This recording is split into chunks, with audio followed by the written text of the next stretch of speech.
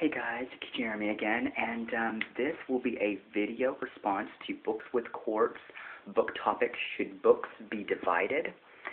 And so all my other subscribers, you guys can listen in, but mainly this is going to be like a video response for Courtney at Books with Court on YouTube. So, hey Courtney, it's Jeremy again. Kind of, be able to talk to you more this way. I think I'm going to start doing these more, but I absolutely loved your video. I loved it. I know you did that like 9 months ago, and I'm just now watching it, but better late than never, I guess.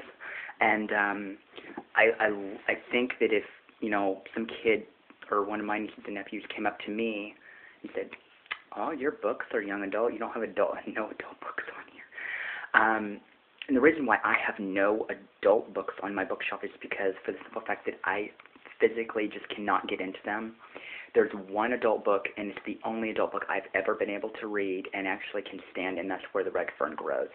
And that's really the only adult book that I can actually physically sit down anywhere and read. I read that book. I try to read that book at least once a year because my fourth grade teacher read it to me in fourth grade to our class, and I loved it. Now, I've tried to read The Host by Stephanie Meyer because that is an adult sci-fi book. I can't get into that either. I've tried multiple times, and I just couldn't. And so I kind of want to make a deal with myself that I can still read young adult books by the time I'm 99 or 70 or, whichever.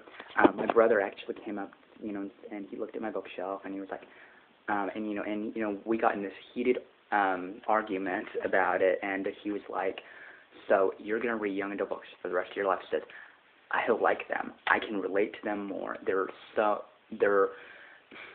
me, I feel like they're almost more enjoyable to actually pick up a book that you can be able to get into and just go through the book and just enjoy the story." I love that. That's probably one of my favorite things about reading is to be able to pick up a book and go through these characters, learn more about these characters, go through a story. My favorites are, I'm not a big fan of standalone books. I love series. If you've watched any of my recent bookshelf tours, which actually I haven't done a new one since January, but I'm going to do one in July. But I have all kinds of different types, stories, dystopian series, Fallen Angel series, vampire series. It's just, the list goes on. And to me, I have never been able to find an adult series that I actually liked. I have done some investigating on the Games of Thrones, the one that you said. I think that's an adult series, and the Aragon series as well. I think those are the two that I kind of looked into a little bit, and I might consider getting into them if I can actually get past the first book of both of those. So,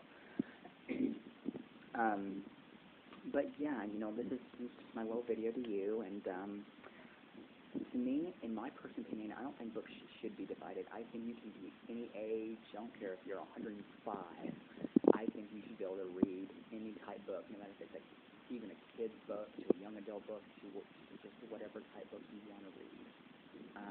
Because, to me, books are very precious, and just because you're a certain age doesn't mean you should be restricted to only reading adult books. Because when I'm 35, if I can't find a book, I'm going to read what's comfortable to me. I'm going to read what I want to read, and I'm going to read what feels right. I know I'm not a huge reader like you are. You read so much faster than me, but it takes me about a week to finish a book. And that also depends on the story and how long it is, but I love books. I may not be a huge reader like you or my brother or some other people, but I still love to read. I always will, and I just love it. And I can't wait to see how books change, how the young adult fiction grows in the next 10 years, to see how different it'll be. Just to see how many different writing styles they can come up with, the first person, the third person perspective, the third person second perspective. I've also heard of one third person past/present perspective. I love that there's so many ways that writers can do that and work that in. So I'm really excited about that. So my video to you, doing a response video. So I hope you enjoyed, Courtney, and I look forward to seeing your book review over at Get Lost Soul. All right, I'll talk to you next time, and I'm going to give a quick shout out to all of my new subscribers. You guys are amazing. I looked at my thing today and it said 56 subscribers, and the last time I looked at it, it had 11.